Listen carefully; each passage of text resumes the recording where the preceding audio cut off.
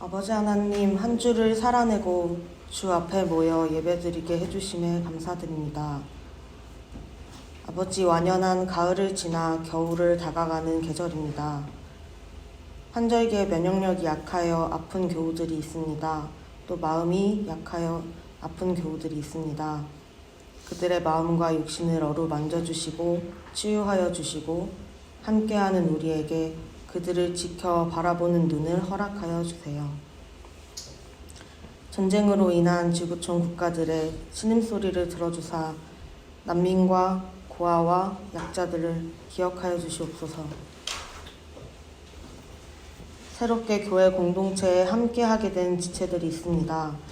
낮은 자리에서 뜻을 함께하고 같이 하나님 나라를 이루어 나가려 합니다. 그들의 적응을 도울 우리에게 지혜를 주셔서 평안하고 화평하게 주의 공동체 이룰 수 있도록 도와주시옵소서. 예배를 드리러 성전에 도착한 걸음걸음마다 주께서 축복하여 주시고 오후 시간과 집으로 돌아가는 발길들마다 주께서 지켜주시옵소서. 오늘 말씀 전해주실 이신건 목사님, 날마다 말씀으로 강건하게 하여 주시옵고 전해주시는 말씀으로 한 주간 더 주와 같이 변화한 우리가 되게 도와주시옵소서. 사랑이 넘치시는 예수 그리스도의 이름으로 기도드렸습니다. 오늘 우리에게 주시는 하나님의 말씀은 요한복음 14장 2절 말씀입니다. 내 아버지 집에 거할 곳이 많도다. 그렇지 않으면 너희에게 일렀으리라. 내가 너희를 위하여 거처를 예비하러 가노니. 아멘. 자리에 앉아 주십시오. 오늘 말씀은 집에 살다라는 제목으로 이신건 목사님께서 말씀풀이하여 주시겠습니다.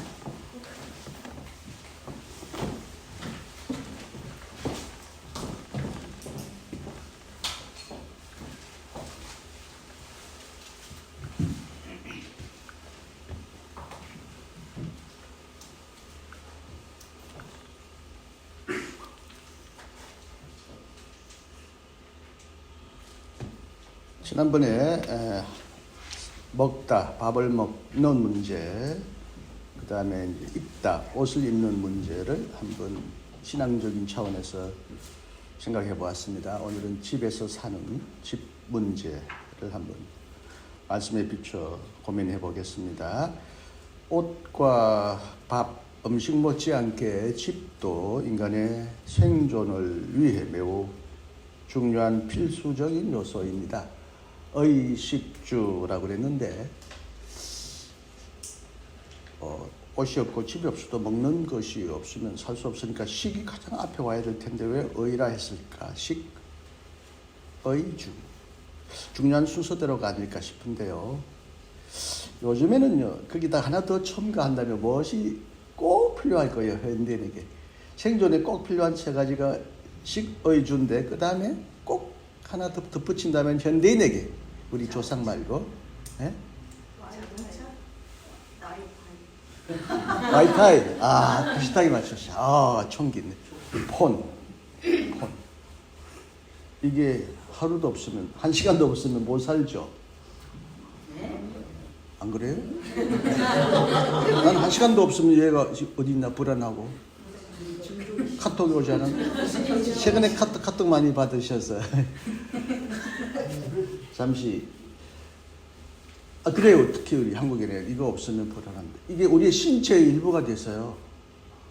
내가 기억하지 않아도 여기가 기억하고, 내 시간표 알려주고, 많은 정보를 자기가 알려주고요. 또 기록하고 보존하고 있어서 실은 그렇게 되었어요.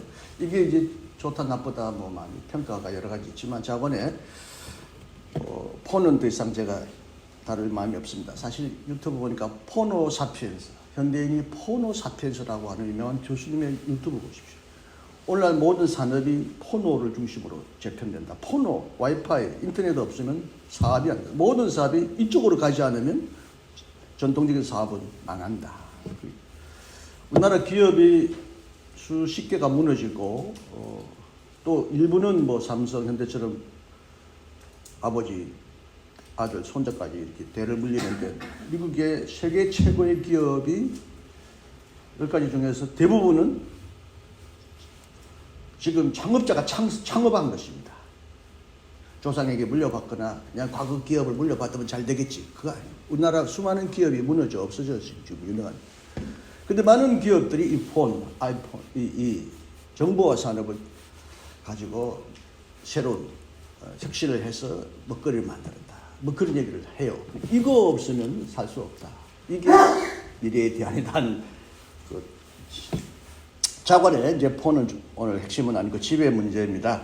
집은 인간에게 편안한 휴식, 안식을 제공하고 추위와 더위와 외부의 위협, 시선 공격으로부터 인간을 보호해주며 가족 간의 친밀한 사귐, 가족 간의 친밀한 교제를 보장해줍니다. 그러므로 집이 없어도 잘 살아가는 많은 동물들과는 달리 대부분의 동물은 제 집이 없어요. 또 집을 인공적으로 만들기보다는 자연적인 집을 사용하고 우리 아파트 5층인데 앞에 이제 나무들이 좀 있는데 밤 되면 막 참새들이 짝짝짝짝짝짝짝 막 소리가 나요. 하루 종일 나가서 먹이 활동했던 애들이 우리 집 아래 나무 안으로 와 밤 모여서 하고 자기 전에 그렇게 하는 게 아주 행복하고 보기가 좋습니다. 이렇게 자연적인 그 재료를 통해서 동물들은 자기 집을 만드는데 인간은 집을 사거나 만들어서 집에 살아가야 하는 그 유일한 존재입니다. 동물과는 달리 인간은 집이 없이는 건강하고 행복하게 살기 어렵습니다. 인간은 잠시는 집을 떠날 수 있어도 영원히 집을 떠날 수는 없습니다. 영원히 살 수도 없지만 영원히 집을 떠난 객들은 불쌍하죠. 다 해양에서 떠돌던 사람들은 여러 가지 건강과 음식 이런 것에 취약해서 병들게 쉽고 일찍 잘 죽죠.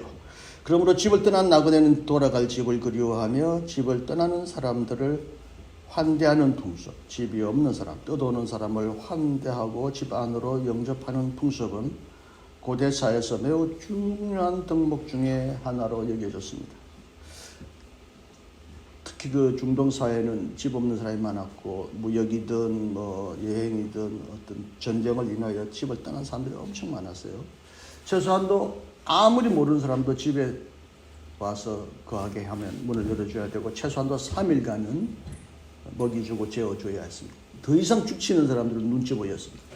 또 그 사람도 떠나서 옆집으로 가면 되고 다른 집으로 가면 되니까 최소한의 옛날 사람들은 환대, 나그네를 영접하는 것이 중요한 덕목이고 신앙인의 의무였습니다.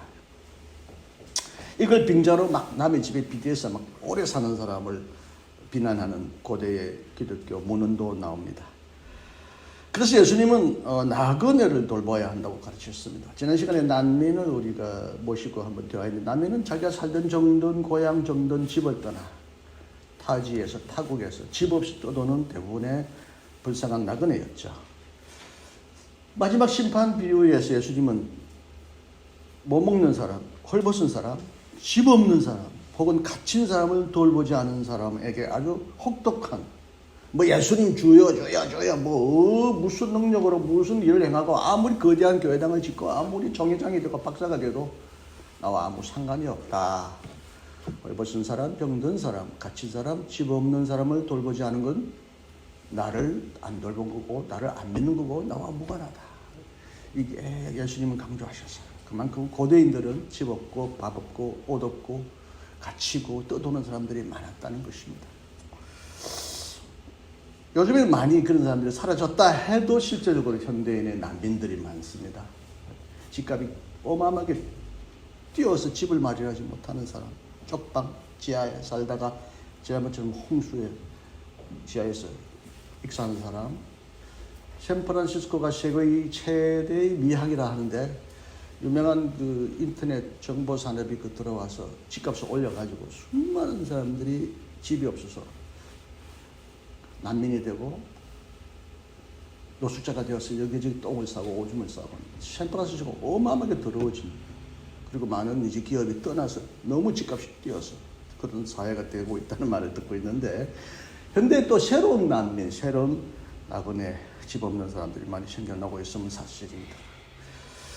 오늘날에도 그러하듯이 예수님 당시에도 집을 떠나거나 집이 없거나 집을 뺏기거나 그래서 유랑방랑하는 사람들이 상당히 주변에 많았습니다. 어떤 이유에서든 집이 없는 사람들은 여러 가지로 불안한 삶을 영위할 수밖에 없었습니다. 그러므로 예수님도 바로 그들의 무리 속으로 들어가셔서 그들에게 하나님의 나라를 전파하기를 기뻐하셨습니다. 왜냐하면 집이 없는 가난한 사람들이야말로 바로 하나님 나라의 기쁜 소식을 받아들여야 할 우선적인 수혜자가 되어야 하기 때문입니다. 그들에게 하나님의 나라를 선사하기 위해 예수님은 일찍부터 편안한 아버지의 집을 떠나서 쉼없이 그들을 찾아다녔으며 그들과 자신을 동일하게 생각했습니다. 누가복음 9장 58절에는 예수님은 이런 말을 합니다. 여우도 굴이 있고 공중에 새도 집이 있어도 인자는 머리 둘 곳이 없도다. 제가 한때 차가 없을 때가 많았고 장가간 후에 이제 폰이 중고차 아주 낡은 차를 한번 이렇게 샀다가 6개월 만에 버리고, 그다음에 빨간 프라이드 교회 집사님이 아주 싸게 준다고 그래서 아주 싸게 빨간 차를 타고 다녔더니 왜 남자가 목사님이 빨간 차 타나 그랬어요. 좀 신기하게 생각했어요. 어쨌든 근데 제가 폰을 타도 빨간 차를 타도, 근데 시골에 갔더니 교회 갔더니 교회 집사님이 소나타 타다가 10년 된 차를 타고 나한테 주고, 나는 그냥 빨간 차를 다른 분에게 주었는데 하도 고장이 나가지고 에어컨이 계속 고장 나가지고 에이 사자 해서 SM3 지금 산 게 지금 한 10년 넘은 차고, 이건 내가 죽을 때까지 탈 예정인데, 오늘도 여기로 오가면 우와 우리나라 선진국이구나, 왜 차가 저렇게 많아, 와 우리가 부자구나 이런 생각을 했는데, 저는 SM3를 타도 돈이 없어서도 작은 차 타지만 있어도 저는 큰 차를 타길, 왜 주차 공간이 굉장히 지금 힘들잖아요. 큰 차는 막 부담스러워요. 나는 한때 스파크를 탄 적도 있어요. 근데 교수가 스파크 타는 사람 거의 없어요. 교수에 걸맞게 소나타 타야 되고 제네시스 타야 된다는 사람들이 많아요. 근데 나는 이 교통 이 환경에 너무 불안을 느끼니까 작은 차가 편리하고, 또 하나는 가난해서도 작은 차 타고, 또 하나는 배기가스를 많이 큰 차에서 많이 내는데 왜 이렇게 공기를 어지럽히면서 굳이 돈이 있는 걸 과시해야 돼. 잘 가기만 하면 되지. SM3만 해도 충분히 가요. 그 이상은 내게는 적어도 욕심이에요. 과욕이에요. 근데 제가 무슨 말을 하냐면, 예수님을 생각하면 내가 미안한 거야. 예수님 일평생 이스라엘이 큰 땅은 아니지만 적어도 경상남북도를 합친 땅이라면 위에서 위에까지 온통 걸어 다니시면서 복음을 전하시고, 돌아서 가기 직전에 딱 한 번 나귀, 그것도 새끼 나귀만 타고 돌아가셨어. 그 로마인들이 얼마나 조롱했겠어. 네가 메시아라고? 로마인은 아주 막 준수한 높은 말을 타고, 특히 장군들은 말 위세를 당당하게 가는데 예수님은 그냥 새끼 말을 나귀 타고 들어가니 얼마나 조롱받았겠어요. 그러나 예수님은 마지막 돌아가시기 직전에 나귀 탔는데, 나는 좋은 차 타는 게 예수님에게 비교하면 미안하고, 또 하나는 저도 일평생 거의 집 없이 살다가 은퇴하면서 겨우 집을 빚내어서 마련했는데, 예수님 생각하면 미안한 거예요. 예수님 일평생 집이 없이, 여우도 굴이 있는데, 여우도 아까 동물은 그의 집이 없다고 그랬는데, 여우는 자기가 들어갈, 자기가 만든 굴은 아니지만 자연적인 굴에 들어가고, 공중의 새도 아까 말대로 어디 저기 들어가서 집을 찾는데, 예수님은 일평생 집이 없이 살았다.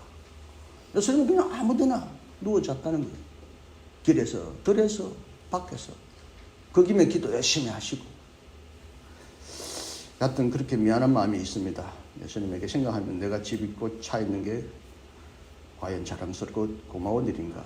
예수님에게 비교하면 내가 예수님처럼 살지 못하지만 예수님처럼 살겠다고 나선 주제에 내가 너무 잘 사는 거 아닌가, 가끔 그런 생각도 해봅니다. 이것도 사치인가요? 저번에 예수님은 이런 나그네 생활과 같은 생활을 하시면서 가난한 자들의 편에 서시고 가난한 자들과 함께 하시고 가난한 자들 위로하시고 나도 집 없어. 나도 배고파. 나도 옷 없어. 그러면서 어쨌든 가난한 사람들에게 동냥하는 것보다 더 큰 위로는 그 가난한 사람들의 편에 같이 서주고 같이 가난한 사람이 되는 게 가장 큰 용기와 위로 아닙니까? 그래도 살아야 해. 그래도 살 수 있어. 죽지 마. 절망하지 마. 그런 메시지를 은근히 던져주셨던 거 아닌가 싶어요. 예수님은 그러나 집을 단지 이제 인간의 그 생활 거주지로만 말씀하신 것만이 아니라 복음을 설명하기 위하여 집을 비유로, 은유로 자주 끌어가셨어요. 예컨대 예수님은 자신의 말을 듣고 행하는 자를 반석 위에 집을 짓는 자에 비교하셨어요. 행하고 듣고 행하지 않는 자는 무슨 집? 모래성, 모래 위에 지은 집. 모래성은 모래 위에 성을 짓는 사람이 있겠어요? 근데 모래 위에 지은 집으로 비교했어요. 이거 다 소용없는, 부질없는 것이다. 금방 무너진다. 그렇죠. 사실 행함이 없는 믿음은 다 거짓 사기 믿음이요. 무너지는 믿음이요. 믿음도 아니죠. 그러나 예수님은 집을 되게 종교적인 의미를 띈 것으로 말씀하십니다. 구약 성서 여러 곳에서도 예수님처럼 이스라엘을 집이라고 말하고요. 또 신약 성서 여러 본문에는 교회를, 그 당시 교회는 뭐 성전이었겠죠. 성전. 나중에 이제 회당이 이제 점점 성전이 무너지고 회당이 이제 만들어지면서 유대인이 가는 곳곳마다 회당을 짓습니다. 회당을 하나님의 집이라고 불렀습니다. 예수님께서 이제 성전을 어떤 사람 청결하다, 정화하다 그러는데 가만 보니까 정화하고 청결해서 다시 쓰자가 아니라 이거 없애버리자. 성전 파괴해서. 성전 필요 없어. 성전 없어. 바울은 너희가 성전이야. 그래서 오늘날 성전이란 말을 자꾸 교회에다가 붙이는 걸 아주 반대하는 사람이 있습니다. 거룩한 전이다라는 의미는 맞아요. 거룩한 집이라고 할 수 있지만 세상에 거룩하지 않은 것이 어디 있어요? 저는 화장실도 거룩한 것이에요. 교회당은 거룩한 것이에요. 그래서 성전이라는 말은 유대교회 회당을, 성전을 자꾸 의식하게 해서 심지어 많은 돈을 가난한 사람들 위하여 선교하지 않고 뭐 성막을 짓는 데나 보러 오래라. 그게 뭔 상관이 우리하고 이미 사라진 성막을 짓고. 그 퇴행적이고 퇴행적인 사고방식인데요. 교회를 절대 성전이라고 부르지 맙시다. 이 한국 그리스도의 타락인데요. 평소에는 교회다. 나는 교회라고 하는 말도 틀렸어요. 교회당이라고 해야 돼. 재미나지만 가톨릭은 성당이라고 그래요. 불교인은 불당이라고 그래요. 근데 왜 우리는 교회라고 그래요? 예배라. 옛날에 예배당에 갔더니 눈 감아라 해놓고 신발 훔쳐가더라. 그런 노래 불렀잖아요. 옛날에 예배당이라고 그러고 요즘은 교회당이란 말도 안 써요. 아니 저 건물 보고 왜 교회라고 그래? 우리 사람들이 교회인데 왜 건물 보고 교회라고 그래? 왜 자꾸 교회로 오라고 그래? 우리가 모이는 그곳이 어디나 교회인데. 개신교의 타락이 용어의 타락이에요. 집을 말하니까 이제 하이데거가 생각납니다. 언어는 존재의 집이다.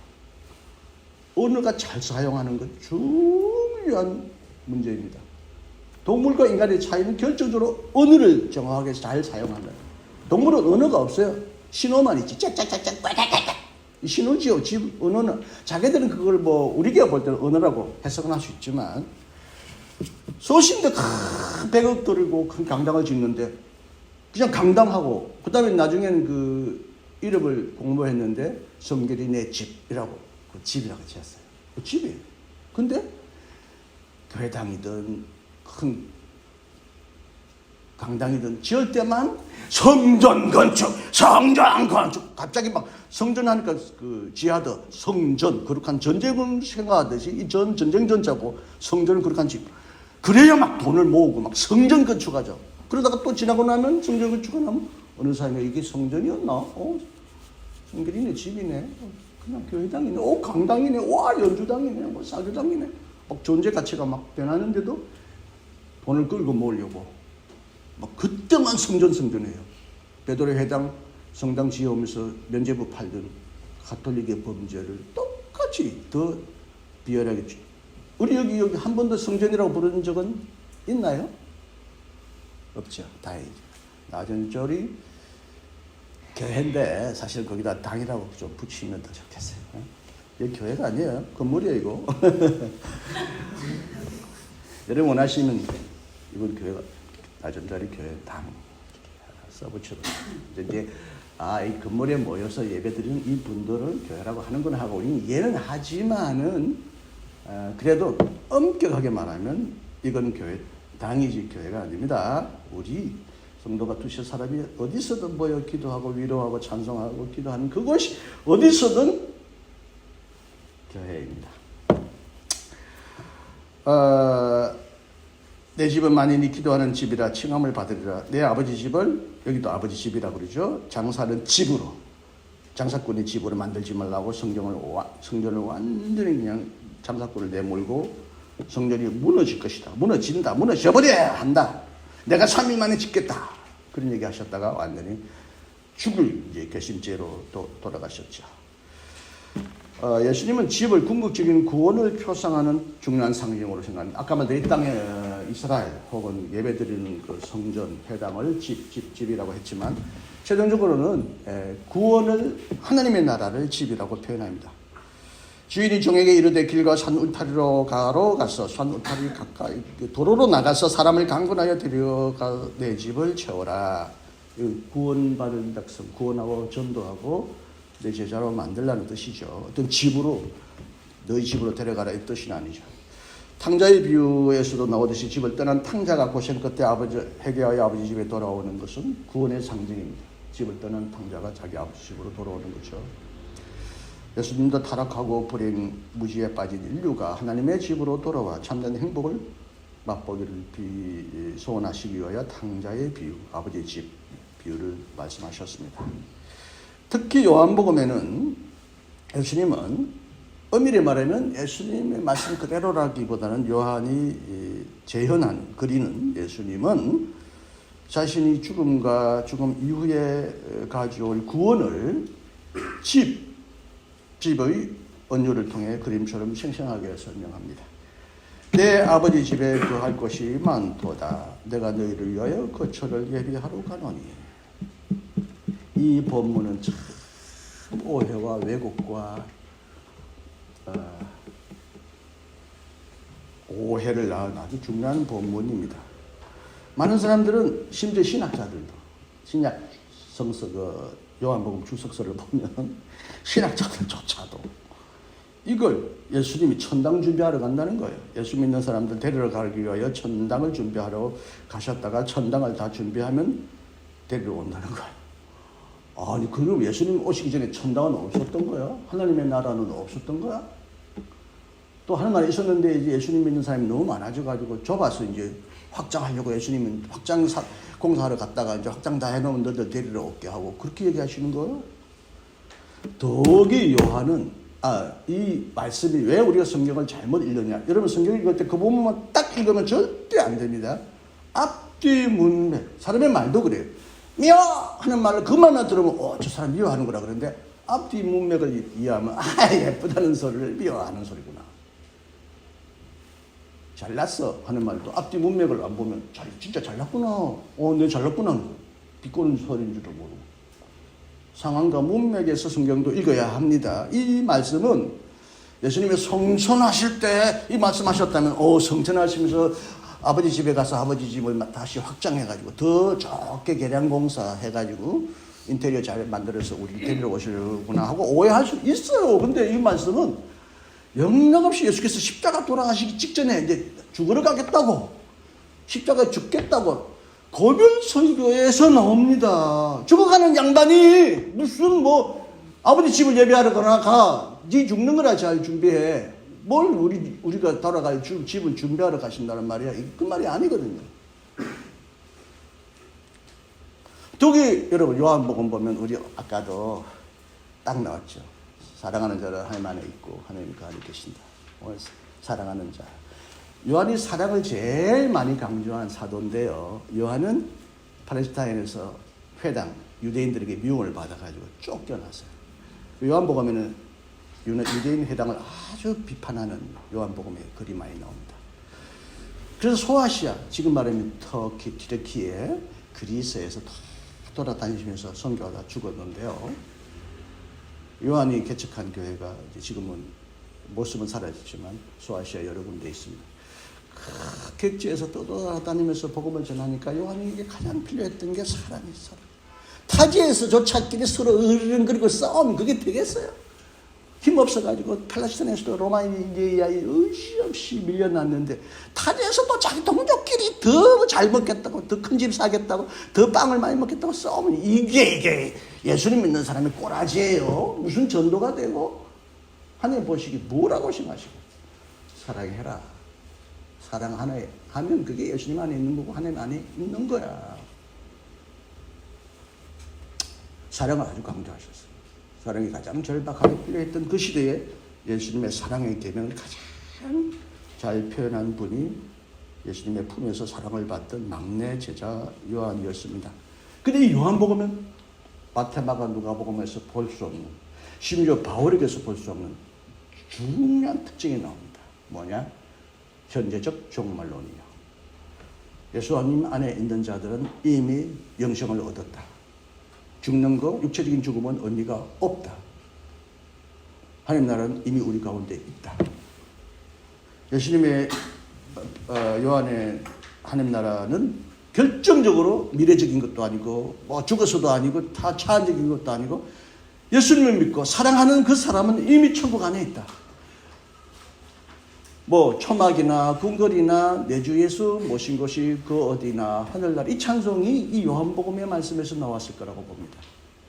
심지어 초막도 궁궐이 어디 있어요? 기독교인이 초막이 없어도 풀집 내 주 예수 모시면 그 어디나 하늘의 나라다. 내 집이 있고 궁궐이 있고 큰 집이 있어야 하는 나라가 아니라 내 집이 있으나 없으나 내 집이 지하 쪽방이나 뭐 옥탑방이나 전세방이나 달세방이나 내 집이나 아니나 그게 내 천국과 지옥을 결정하는 게 아니라 내 주 예수 모신 것이라면 그 어디가 하나님의 집이고 천국이라는 겁니다. 오늘 이 복음을 전하지 않고 예수 잘 믿으세요. 그리고 죽으면 천국 가세요.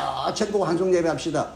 이런 건 정말 요한이 정언하는 예수님의 말씀과 완전히 충돌하는 일종의 헛소리입니다.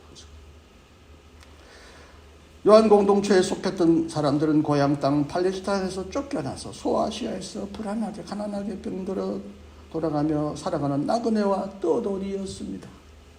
그러므로 요한은 인간에게 안식과 행복을 보장하는 집, 처소의 이 언유를 통해서 예수님을 영접하고 예수님과 함께 살아가는 우리 모두는 이미 하나님의 예수께서 예배하신 천국을 소유한 사람이다. 예수님이 그 천국을 우리에게 이미 여기서 주셨다. 이미 여기서 우리는 영생을 얻었다. 여기가 어디나 그리스도인이 함께하는 것이 하나님의 집이다. 이런 말입니다. 그 하나님이 위에서 밥을 떡 내려주시고 옷을 던져주시고 집을 지어서 뚝딱 주는 건 아니니까 우리 김은덕 목사님도 수시로 강조하듯이 그리스도인이 모이는 곳은 밥 먹는 거 해결할 걱정할 필요가 없어. 옷 입을 거 필요할 집조차도 걱정할 거 없어. 사흘은 먹여주니까 재워주니까 또 다른 집에 가서 사흘간 먹으면 되지. 또 다른 집에 가서 사흘 얻어 먹으면 되지. 그러다가 내 집이 생기면 집 있는 사람이 또 늘 집이 있으라는 보장이 있나? 전쟁에 의하여 빚 담보에 의하여 또 뺏기면 또 가난한 우리 형제들을 또 먹여주면 되지. 재워주면 되지. 우리 하나님 나라를 선지하는 우리 낮은자리 교회 제 유튜브 보셨나요? 네. 안 보신 사람은 신고해요. 역시 밥을 함께 먹는 식당을 간다. 대부분 교회가 주일날 그냥 교인들에게 그냥 치사하려고 밥을 먹이는데 늘 교인들이 지역사회 어른들도 가난한 사람도 밥을 먹이는 교회. 선취적인 하는 나라가 이미 여기서 왔다는 걸 보여주는 교회죠. 옷도 지금 넘쳐나더구만요. 지금 옷도 지금 한박 집사람도 며칠 전에 또 옷을 우리 성일 씨 입는 옷이 사이즈가 안 맞나? 성일 씨가 이제 더 살이 쪄서 사이즈가 안 맞아서 우리 집사람한테 가더라고요. 우리 집사람은 이제 안 맞으면 또 누구한테 가겠지. 옷을 돌려가면서 입으면 어때? 우리 집사람이 이제 자랑이 아니라 이제 만들 입잖아요. 오늘도 이걸 입으라는 거예요. 여보 분홍색인데 분홍색이 어때? 그게 아니라 내가 만든 옷이야. 오, 만든 옷이야. 얼마나 좋아요.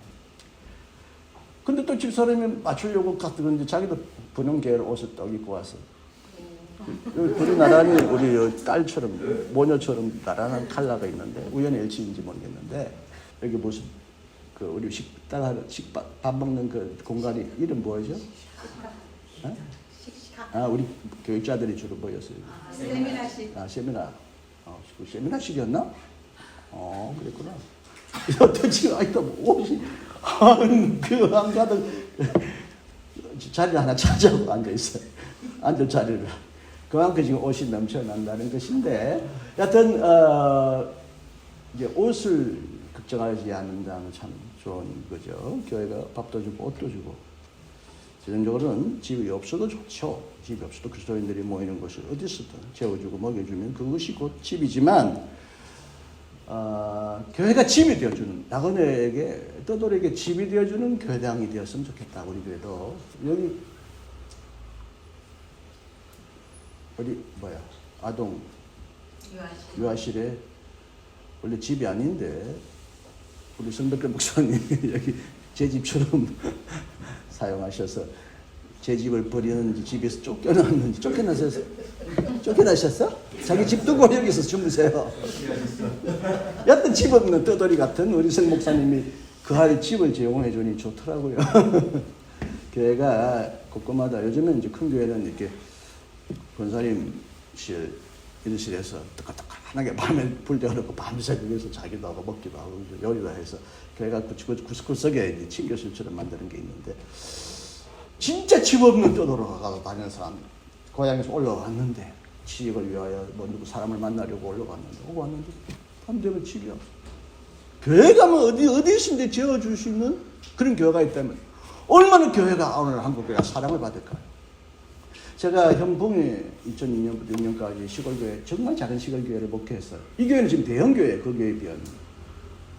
지하에서 예배를 드리다가 너무 축축하고 막 매매가 와가지고 막 물이 넘쳐 똥물 막 오줌 넘쳐서 막 지하가 썩해서 할 수 없이 2층에 어린이집 폐원했는데 그 시설을 갖다 내두고 돈을 갚아야 되니까 폐원하려면 신고하려면 몇천만 원 갚아야 되니까 비내서 갖고 2층에 노는 어린이집을 폐원 신고 정식으로 하자 해버리고 거기다가 2층으로 교회당 예배처를 올리고 지하를 이제 근데 아무리 가습기 돌려가면 겨울에 꿉꿉해서 사용할 수가 없어요. 근데 참 그래서 반지하에 사는 사람들은 불쌍하고 안쓰러워. 그런데 가끔 지나가던 그 나그네인지 떠돌이가 내가 3층에 살았으니까 숙소가 여기 하룻밤 자면 안 되겠습니까? 주무세요. 비어있는 방에 주무시면 어때? 그 긴 장의자에 그냥 자는 거예요. 이불도 이불 좀 갖다 놓을 거. 그 생각을 못했어요. 이 바보야. 아침에 일어나니까 오줌을 쌌는지 똥을 쌌는지 그게 무슨 상관이에요? 나가네 대접하다 보면 더러워질 수 있어. 그래서 그냥 나가는 애들이 그하고 간 그 시대였는데 오늘날 교회가 한국교회가 집 없는 사람의 집이 되고 있고 또 영적인 집이 되고 있는가. 예수님을 믿는 자들은 그것이 곧 하나님 나라가 하나님의 집이다. 집이 있으면 좋고 없으면 불편하지만 교회가 그들에게 집이 되고 믿음이 그에게 집이 되어준다. 방금 말대로 하이데크가 언어가 존재의 집이라고 했지만 우리에게는 신앙인에게는 신앙이 우리의 존재의 집입니다. 내가 믿음이 있다면 그 어디나 믿는 자들에게 영접을 받고 도움을 받고 보험을 줄 수 있고 또 내가 빈들에서 자더라도 온 우주가 하나님의 집이고 하나님의 나라이기 때문에 편안히 자는 거죠. 돌베개 베고 잘 수가 있는 거죠. 오늘날 우리가 에콜로지, 에코노미, 에코메니칼 이렇게 에코 하는 말을 많이 씁니다. 에코라는 말이 생태학에서 쓰는 말이고 에코노미는 경제인데 집안 살림인 경제인데 오이코메네 우주가 하나님의 집이라는 말입니다. 우주 전체가 하나님의 집입니다. 그러면 여기가 내 집이다, 네 집이다 따로 없어요. 하나님의 집에 우리가 지금 새들어 사는 주제에 이게 내 땅이다, 내 집이다. 지금 팔레스타인하고 지금 이스라엘 싸우는 봐요. 영토 싸움이거든요. 기가 차요. 이스라엘도 걸러 먹었고 팔레스틴도 걸러 먹었어요. 함께 살아야지. 왜 서로 뺏고 뺏기면서 살아? 이스라엘 위해 기도합시다. 미친 소리야 하고 자빠졌네. 왜 이스라엘 위해 기도해요 지금? 이스라엘이 얼마나 지금 그렇게 당해놓고 또 똑같이 남에게 100배로 갚아줘요. 하마스가 잔인하고 저런 식으로 공격했으면 안 되었죠. 그럼에도 불구하고 그것이 그냥 유도 없이 그냥 하마스가 그렇게 했어요.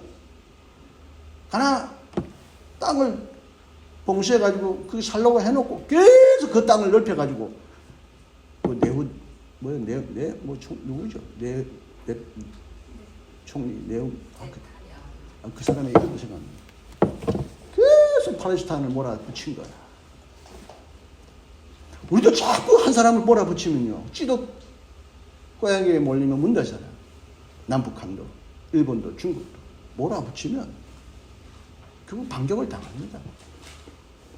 그래서 우리는 서로 공격하지 말고 상처 주지 말고 어떻게든 평화롭게 살려고 노력하는 것. 이 모든 땅이 하나님의 집이고 여기서도 우리가 서로 사랑하면 여기가 하나님의 나라다. 죽어서만 하는 나라 가려고 아둥바둥하지 말고 이미 여기서 하나님 나라를 누리다가 또 장차 더 영광스러운 하나님 나라의 집에 함께 사는 우리 모두가 되는 일에 기여하는 우리 낮은 자리 교회가 되었으면 하는 마음이 간절하는 마음에서 오늘 이 말씀을 드렸습니다.